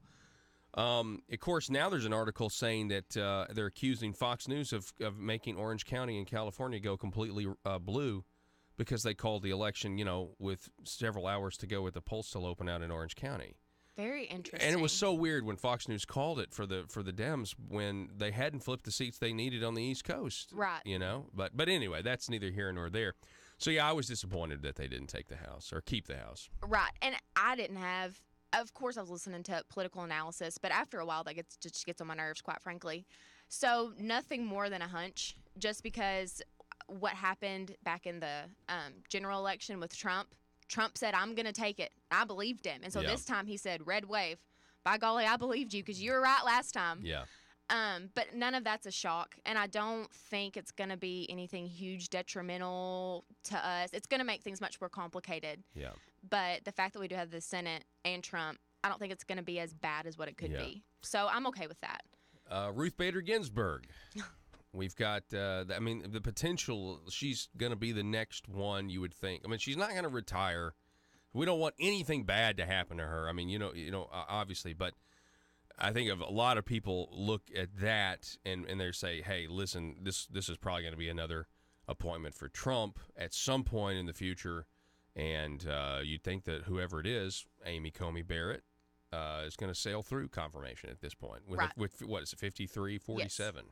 Yes. So kudos to Ruth Bader Ginsburg for breaking her ribs and being back to work like 2 days later. Yep, that's pretty big Gotta deal. respect that. Mm-hmm. Gotta respect that. So, again, about being politically challenged, law school has been the first time that I've ever been introduced with the idea of term limits for the Supreme Court and maybe the dangers of having the Supreme Court weighted one side or the other. And that's been an interesting conversation. I have no dead set feeling on that, but it was interesting to hear the commentary on it because I do think we love that it's conservative right now, but what's it going to be like if it ever flips the other direction? Yeah. So it's like basically biting the hand that feeds you. Mm-hmm. We'll see. Of course, I would be thrilled to have a conservative Supreme Court. It'd be wonderful for all my present day political feelings. Yep. But that was a new idea that I've been introduced to that I've never given any thought at all. Very interesting. And actually, the guy who presented it in a debate I was watching is a conservative. So, really interesting. He's done research on it. I haven't read it. That's the gist of what I know about it. But it was a very interesting conversation that I just got to hear. So. Well, it sounds like, your experience in law school has been good, like I said, in terms of just being able to have civil debate. You don't see that very often. I mean, you certainly don't see that in the news media anymore, and you don't see that. I posted on Facebook the other day, yesterday, a long-form interview with Mark Levin and his guest on his Fox News show, and just how refreshing it is to sit down with somebody, for a long time, for like a full hour, and somebody who's an intellectual or somebody who's accomplished, and actually talk to them and figure out why they feel the way they do. Whereas when the 24-hour news cycle, you only have little snippets. You have 2 minutes here or 5 minutes here, and it's like we're on to the next outrage. We're on to the next thing that's going to get us ratings and an emotional response. And I mean, there was a story a while back, Hannah, that you have these psychologists in Washington, D.C. who have actually seen an increase in their business because of Donald Trump's presidency, because there's so many people that actually do have this Trump derangement syndrome. Like, it's a real thing, and they need psychological help to cope with daily existence. And I'm just thinking, wow, it's amazing that we've come to this particular moment in history. Well, first of all, I think that's ridiculous. Yeah, I mean, don't get me wrong. If you need counseling, by all means, go get counseling. But that's a little ridiculous. But it's so refreshing to get to the meat of things, like get to the heart of a fully thought idea. Because I'm like you, I get very frustrated, even with Fox News, just 5-minute conversations about something, headline, move on, and you talk about it every hour on the hour, and you don't ever get you're actually the second person in the last couple of weeks that have said that they actually have to turn Fox News off sometimes because absolutely. A lot of times I'll catch the headlines and then I have a brain. I can form my own opinions about it. Yeah. I don't need you to tell me my opinion. But as far as like the civil conversation, I don't know if it's like geographically where we're located, where Arkansas is so conservative that they just know they have to deal with us. And so like you can't just cause an outrage in the law school in the middle of Arkansas because conservatives are saying what they think. And I don't think that's the reason. It could be. It could play a little factor in it. But it almost makes me wonder, how much is the media lying to you? How much are those just little isolated events that are just happening in one place or the other, and that's not the atmosphere on campuses everywhere else? Well, I mean, I think, certainly there's some truth to that. I mean, I think largely the opinions of flyover country, the place, the people that elected Donald Trump, that gave him the popular vote in Wisconsin, in Pennsylvania, in Florida. I like to say popular vote because it drives them nuts. But that's the truth. The popular vote in Arkansas was won by Donald Trump in the 2016 election. And they largely ignore us. I mean, they are in their little bubbles themselves. They're in these little coastal, West Coast, East Coast bubbles. And they, what's important to them, they've got everybody around them, kind of like, kind of like we do, but everybody around them is telling them and agreeing with them. We were talking to a Silicon Valley expert, and he was saying, as a conservative, it's so hard to be in California and be in Silicon Valley, and how people will just volunteer their political opinions because they assume that you agree with them. The difference here is everybody's in their little bubble, in their little circle, but these guys on the coast have these massive microphones and media arms. And so their entire way of looking at the world and interpreting events is skewed. And then here we are, and honestly, I know you've probably seen the Hunger Games. Yes. I'm assuming. Sorry. I mean, I've seen them. My wife's seen them. She read the books and everything else. But, people start talking about, we want to go to this, we want to get rid of the Senate, or we want to, just go to straight democracy and everything else. Well, if you look at the population centers, that's exactly what you would have. You would have this Hunger Games scenario where, people who are in the middle of America, the outside districts, if you will, would just be, we don't care about you. You're in a rural area. There's not enough of you to vote, and then you'd have presidential, if you got rid of the Electoral College, rather, you just have presidential campaigns in the populated areas, and that's it. They wouldn't need to come to Arkansas or Tennessee or anybody else. Go ahead. Sorry. Well, so it's funny you say that, because I've actually thought about that a lot, because, of course, my brain is politically wired. And so when I watch that movie, I think about it every time. Could this be a reality for us one day? I mean, aside from the hand-to-hand combat, but yeah. Right. But maybe, who knows? So what's funny is Little Rock, so in Arkansas, Little Rock and Fayetteville are their own bubbles. They're much more liberal than the rest of the state. Mm-hmm. And so in Paragould, I can walk down the street and talk to you just and assume you're a conservative. So that's funny you say they just assume you're a liberal, because I just assume everyone's a conservative. Right. Heck, we're in Arkansas. It's not that way in Little Rock. And my class in law school, it's about 50% out-of-staters. And for the most part, they're more liberal, and that's fine. And even the people that are from Little Rock, they're just more liberal. And a woman made a comment to me one time. She was looking up a professor on Rate My Professor, and she was like, the only thing people were complaining about is that she's really liberal. That's so weird to me. Maybe it's because we're in Arkansas? And I'm like, yes, that's exactly why. And she's from Central Arkansas, so I'm like, that's crazy. Yeah, so there is the difference that we regional.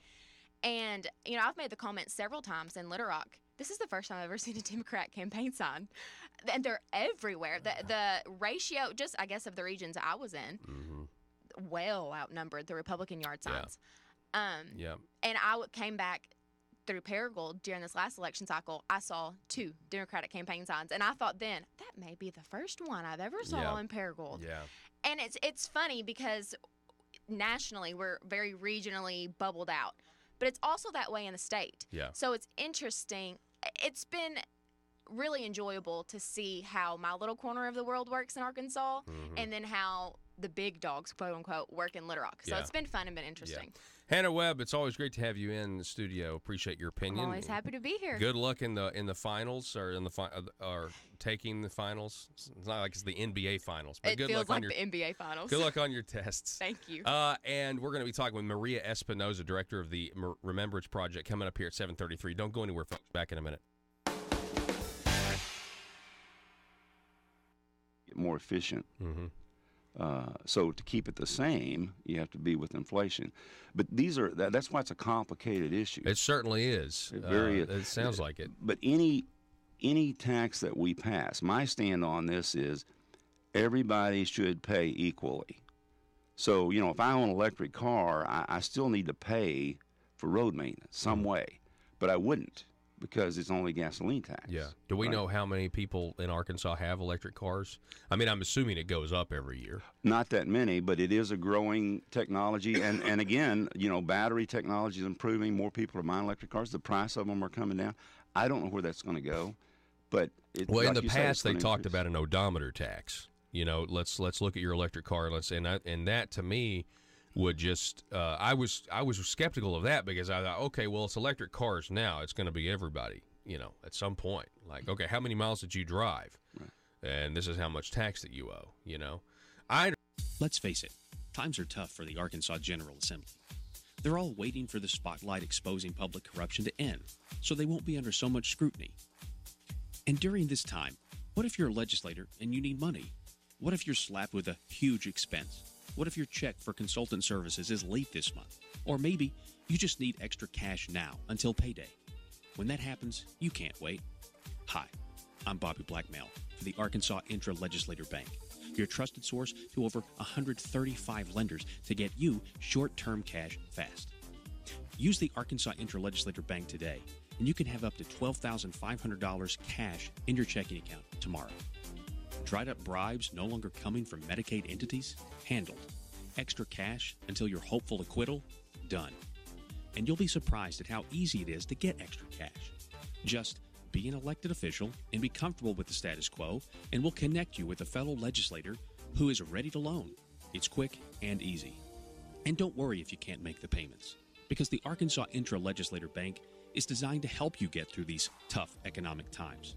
There are other ways you can pay off your debt, like by voting the way the establishment wants, or by rewarding some with committee chairmanships. So forget about overdraft fees and the spirit of covetousness that sometimes overwhelms the best of lawmakers. Just remember, the Arkansas Intra-Legislator Bank for short-term cash between colleagues when you need it fast. Some transactions have long-term consequences. Paul Harrell, parody.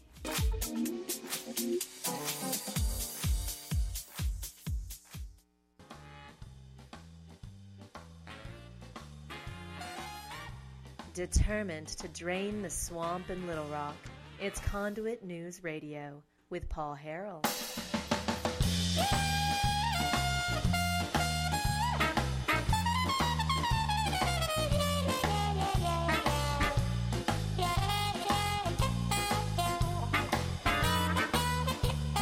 So what's going on?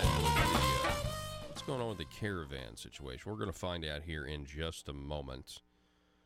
Let's see here. Somebody, no. That can't be it. Well, a lot of people are talking about the Facebook video. For some reason, our Facebook video, whether it got taken down, whether it just didn't start up, we're not even sure. I don't even think it even started. Which we're going to figure out what happened, but we didn't. We did everything the exact same that we do every day on this program. So a couple of days ago, the caravan. You've got this breakaway group of several hundred migrants. They arrived at the U.S. border. Then we've got the latest on that, which would be about 21 hours ago. Fox News migrant caravan at U.S. border is harboring more than 500 criminals, according to a claim that's been made by Homeland Security. The revelation was made during a conference call with reporters, with officials asserting that most of the caravan members are not women and children. Uh-oh. They claim the group is mostly... Now, I want you to understand something for a second. This caravan really has the left extremely sensitive. And what I mean by that is that you got to understand something. The whole reason Jim Acosta got his press pass revoked is because he started, remember, by challenging the president. I mean, the whole reason is because he put his hands on the woman. But I'm just saying, like, everything that built up to that drama, that ridiculous drama that's been in the news cycle for a week now, was because his initial question was, there is no caravan. There is no invasion. You called it an invasion. Donald Trump said, well, we had a difference of opinion. And then people said Donald Trump refused to answer his question. The CNN in the lawsuit, he refused to answer his question, which is ridiculous. He did answer his question. He said, I think it's an invasion. We have a difference of opinion on what that definition of that word is. The fact that the caravan is still a thing, it's still real, it's not some figment of anyone's imagination, It's got to drive the left nuts, considering they actually were covering it. The media covered it for a time until they realized it was helping Republicans.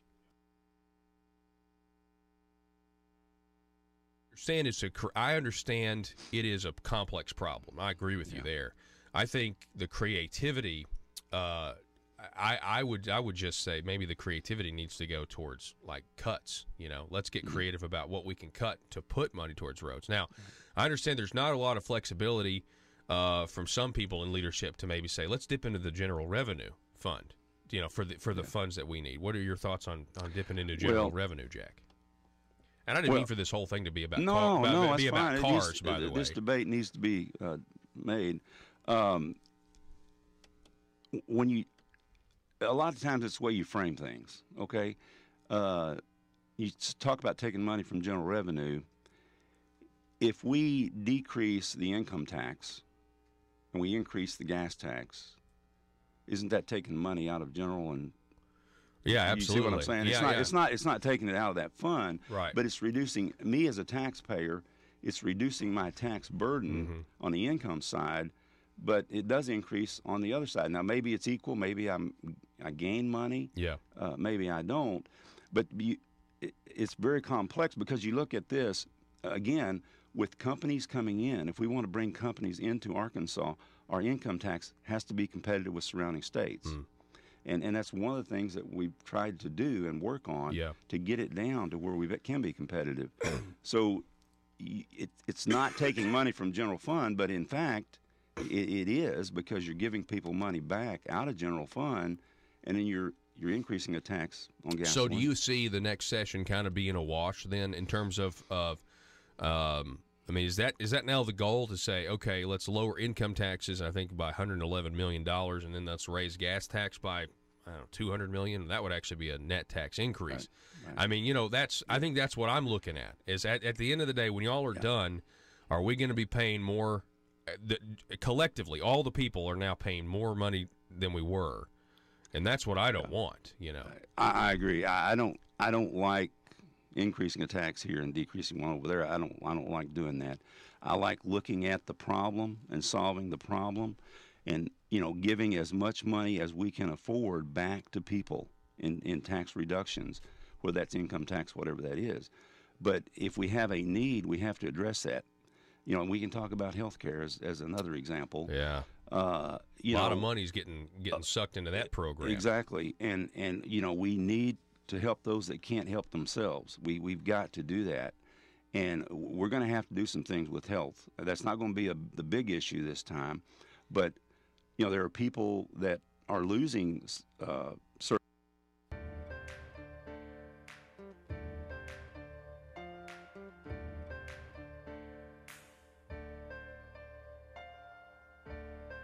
Bringing you your daily dose of truth. It's Conduit News Radio with Paul Harrell.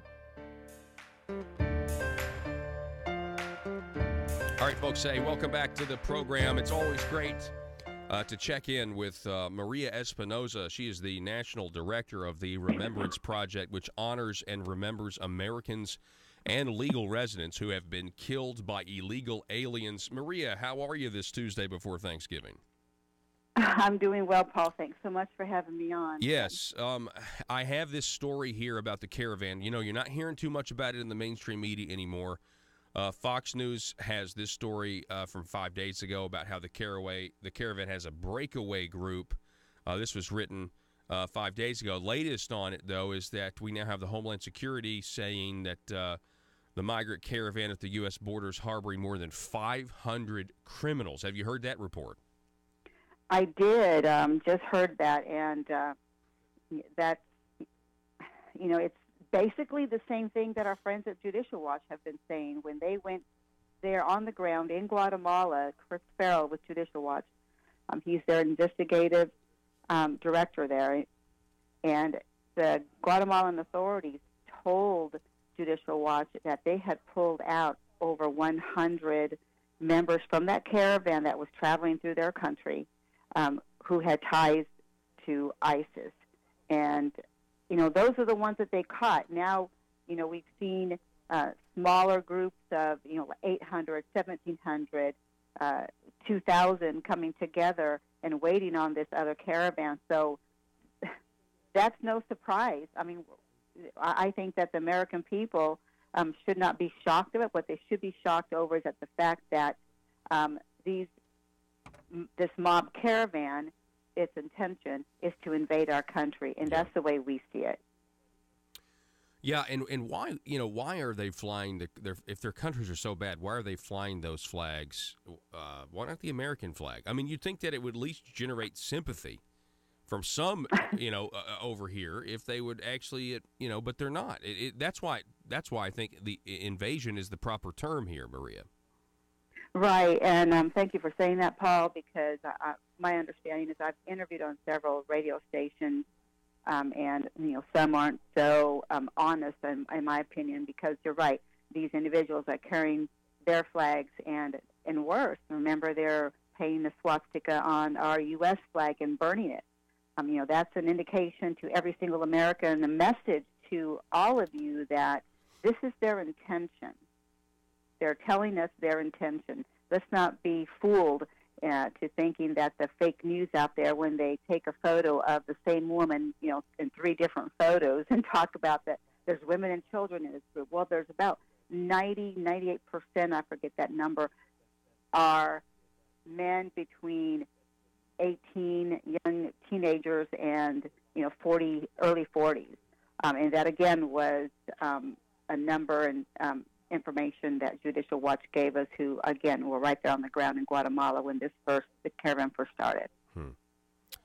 Of course, you have President Trump, who said that it is an invasion force. Then, of course, he got into the spat with Jim Acosta, who said, no, it's not. And then he tried to say, well, we just have a difference of opinion. How do you think, exit polls in the midterms, I know it didn't work out in the House for the Republicans, worked out very good for the Senate. Exit polls, though, show that, even swing voters, a majority of swing voters are really, really for a border wall. That's got to be good, going into the next election cycle. Absolutely, but I think that we need to be, all of us, get off our sofas, like my husband and I did 9 years ago, and we started the Remembrance Project to give a voice to the victims who were killed by people who should not be here in the first place. And we're just asking for basic laws, Paul, to be enforced. No new laws, no new legislation, simply enforce the current laws. Yes, you're correct, and that's what I have heard out there as well. And we're on the ground, we're talking to people. I went to the border just a week and a half ago with a group of mothers, and as we were there were 2 illegal aliens from El Salvador who just simply crossed over, and they thought they were going to blend in with our group, I suppose. And where they'd crossed was right across the street from a school. Very dangerous situation, and I think that we certainly have to stop this. We've been played fools long enough, Paul, and take a look. The Mexican government, their state and federal police, escorted 22 busloads of these mob caravan members up closer to the border. So let's not be fooled once again. We have been fooled for decades. American people have not received the wall as promised back in the 80s, and there's been 7 amnesties since. Let's stop this and save lives. When the first reports of the caravan happened, there were some, I mentioned it, I referenced the reports that were trying to figure out who was financing all of this. And George Soros' name kept coming up. Then they tried to claim that if you blamed it on George Soros, you were an anti-Semite, which is preposterous. But that's what they tried to say. Do we know, you mentioned the Mexican government, but do you think that there are far leftist organizations or far leftist leaders who are responsible for this still? I absolutely do believe that, and we have gone up against these organizations. And look at the ACLU; they just filed a lawsuit against the president, and where he is enforcing our laws and trying to really filter through, which asylum cases are real and which are not. As you know, they should be filing at the ports of entry. They should be filing for asylum in their own countries, and that's what it should be. They shouldn't be allowed to come into our country, Paul, and sit and for 2 years until their hearing comes up. And most of these, as you know, court appearances are not kept by the illegal alien or the asylum seeker. And we have been working on trying to identify those organizations that are anti-America and anti-U.S. Constitution and stop our taxpayer dollars from funding those organizations.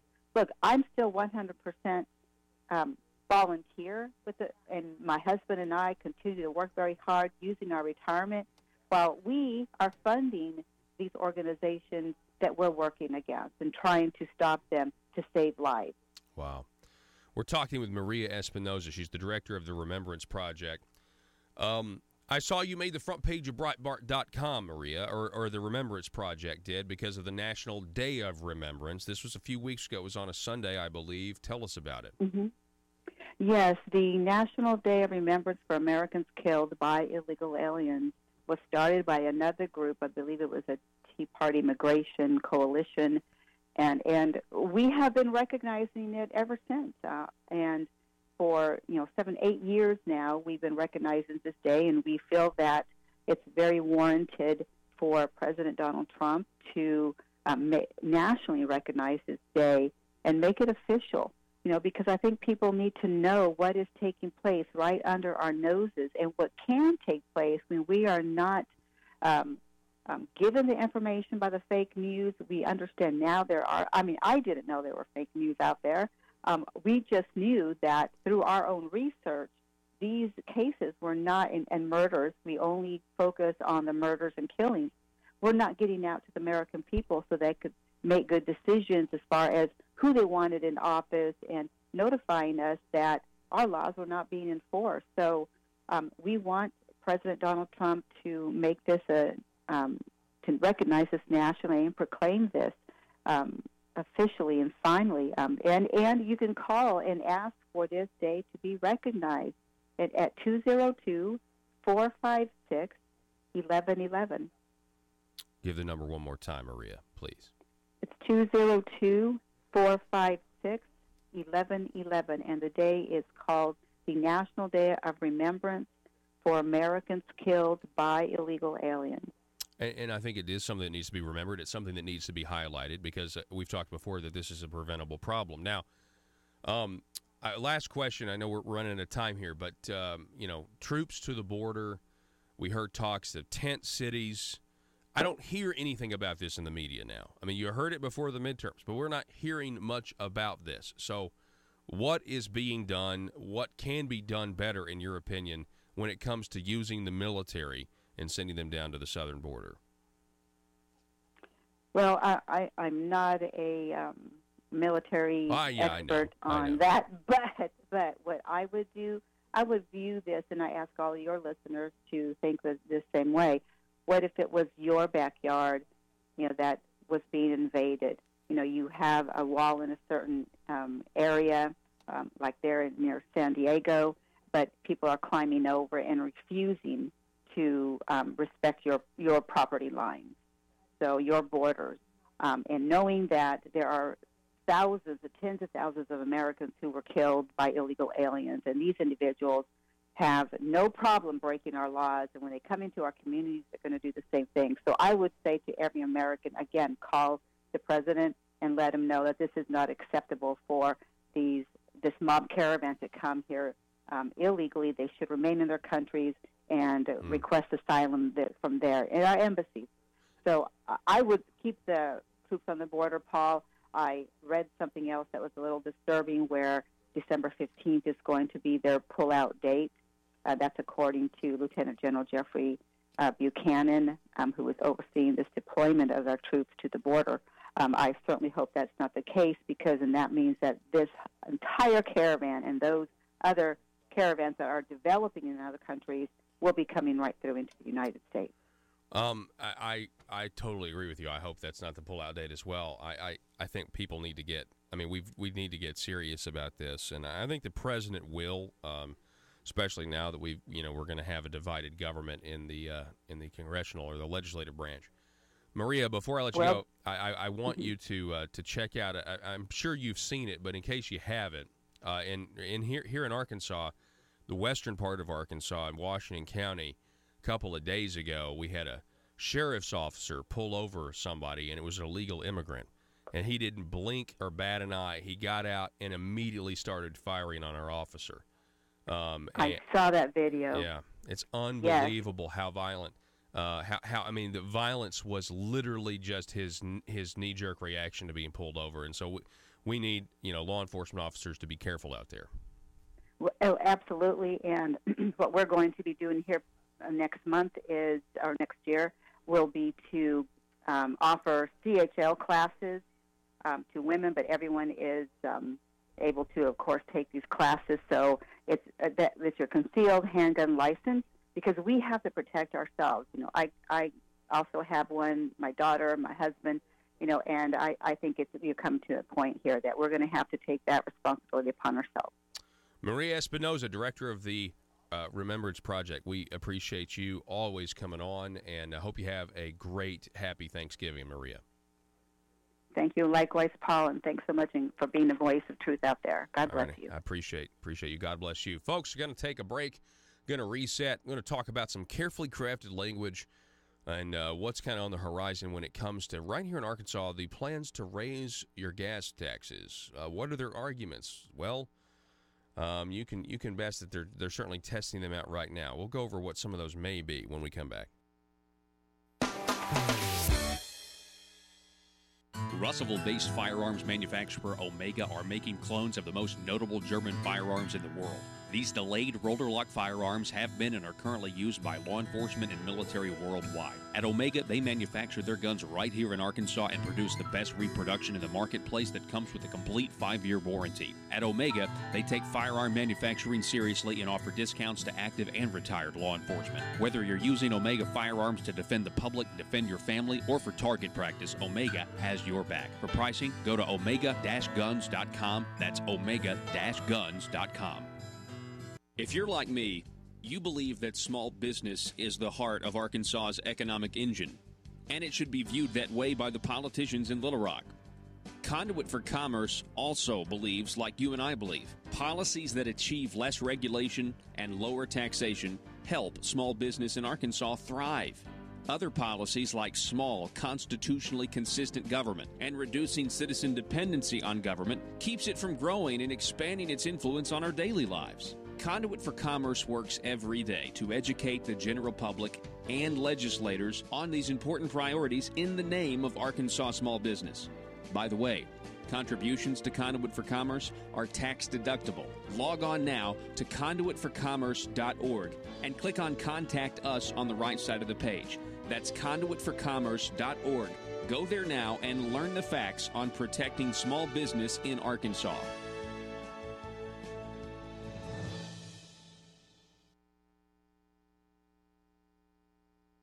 Services that really need it, and then there are other people that are getting services that maybe they don't need it so bad. Maybe they compared to the other person. Exactly. Yeah. Mm-hmm. So we have to make sure that that's fair. We have to look at that and make that fair and equitable and help those that we must help. They need our help, and we want to do that. Yeah.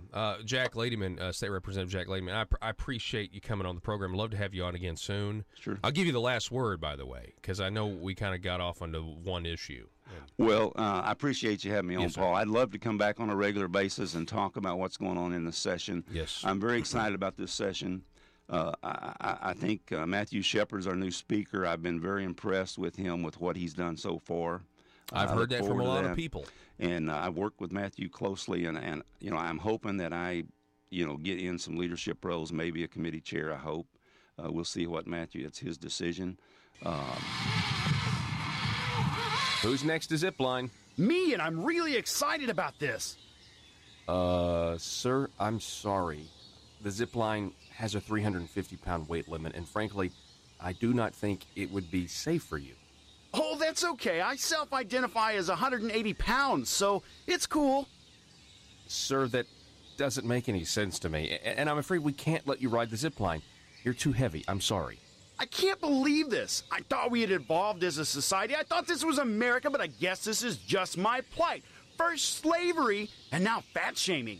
Sir, again, I'm really sorry. You listen to me. If you don't let me ride, not only will I sue this company for discrimination, I will sue you for damages because right now my feelings are so hurt and I feel embarrassed because I'm holding up the line. Wouldn't be the first time. Watch it, mister. Look, okay, I'm sorry. I just don't think it would be safe for you. You don't understand.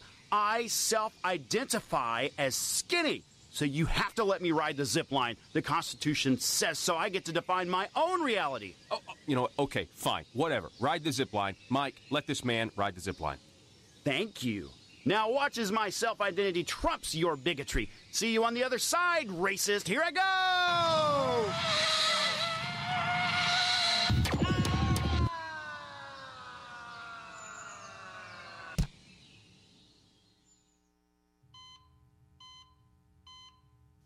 Doctor, thank goodness. What's the prognosis? Sir, we've done everything we can, and you only have seconds to live. No, you cannot say that. I do not self-identify as a dead person. PHP Parody.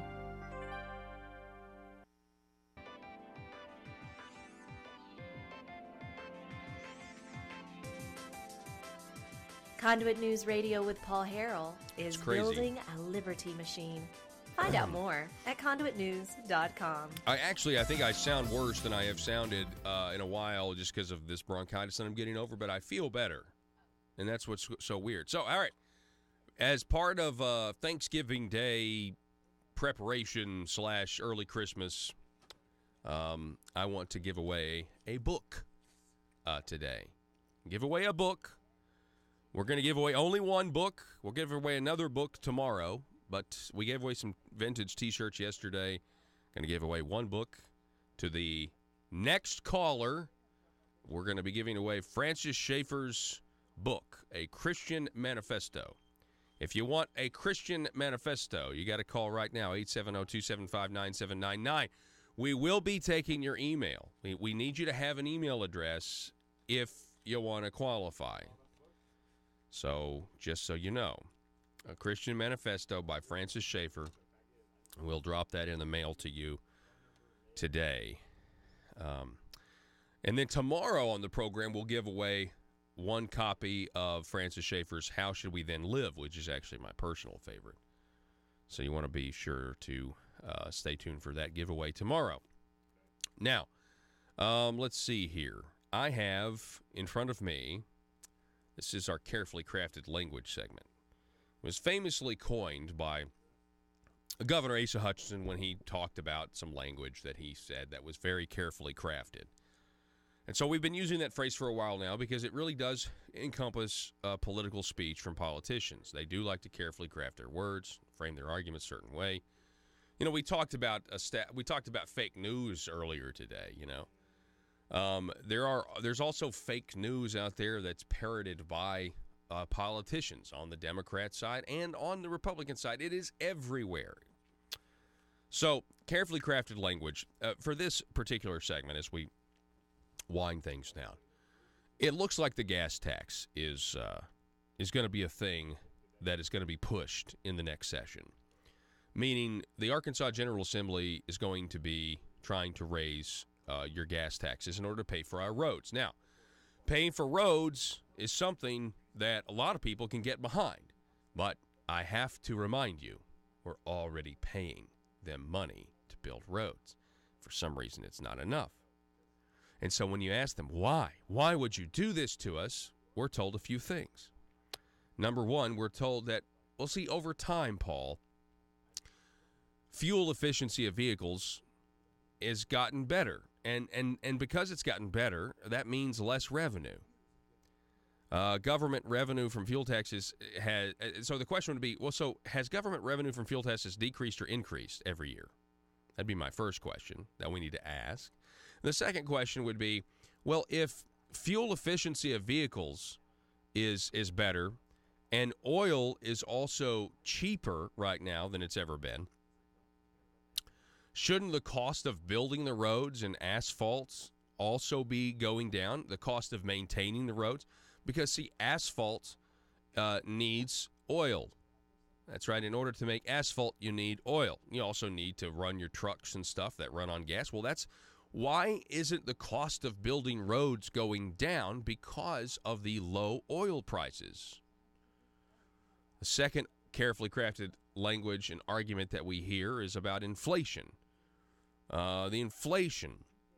Well, we've got all this inflation going on, and we can't keep up with the taxes are getting less and less concerning inflation, and so we've got to raise the gas tax and make sure it rises every year based on inflation.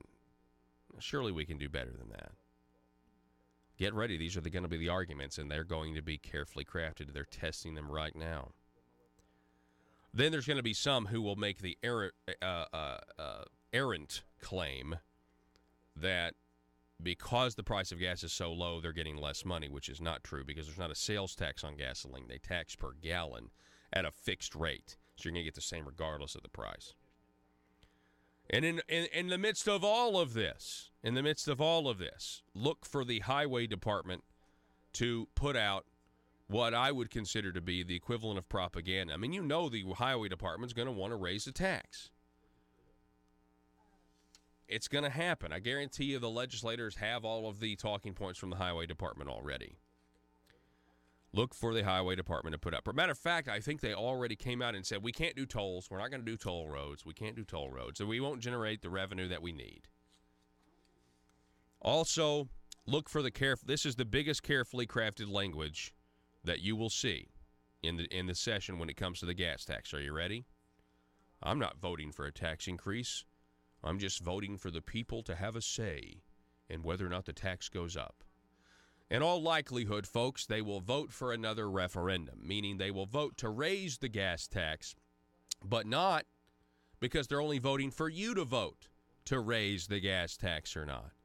And you can rest assured that the word tax increase won't be anywhere in the title. Now, I actually have a challenge for Republicans who are going to be tempted to do this. First of all, I don't think you should. I think you should get really creative, and I think you should look to making cuts to find the money elsewhere. And yes, you can do that. In the words of Barack Obama, yes, we can make cuts. But if you do go through with it and you decide to thwart the will of the people, because the people's representatives already rejected this gas tax idea once, just like we already rejected the internet sales tax idea another time, but they're going to bring both of those back up. I challenge you to put the word tax increase in the ballot title. I challenge you, if you're going to go through with it, surely you can do it without deception. Surely you can put in the ballot title and write an honest ballot title. Don't be like convicted felon John Woods. Don't be writing phony ballot titles, okay? But that will be the carefully crafted language that you'll have to really get over, is when they write the ballot title, number one, and number two, the carefully crafted language that you'll see when they come to you and they say, I didn't vote for a tax increase. I voted for people to vote on a tax increase. Well, do you support the tax increase? Well, I don't support the tax increase, but I voted. Well, if you don't support higher taxes, why would you vote to send it to the people at all? If you don't support higher taxes, why wouldn't you use your power as a legislator to guarantee we would see no new taxes as a state? Yeah, that's because you really do support the tax increase. Yeah, I would actually challenge you guys to grow a pair. If you really want the tax, why not just vote on it? Why even do the referendum to the people? Just a few thoughts on the gas tax. Listen, it's our money. It's the people of Arkansas's money. We all agree we want good roads. I'm the first in line to complain about the roads in Arkansas. But I'm also the first to point out we're already giving you money to build our roads, and you raised our taxes in 2012. What are you doing? What are you spending money on elsewhere that's making you have to come back to the people and raise our prices at the pump? I just want an explanation. Surely we can get creative and find places to cut.